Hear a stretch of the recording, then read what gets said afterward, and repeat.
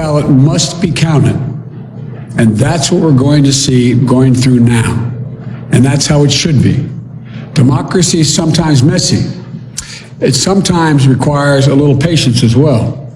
But that patience has been rewarded now for more than 240 years with a system of governance that's been the envy of the world.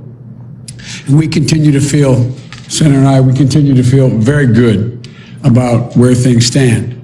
We have no doubt that when the count is finished, Senator Harris and I will be declared the winners. So I ask everyone to stay calm, all the people to stay calm. The process is working.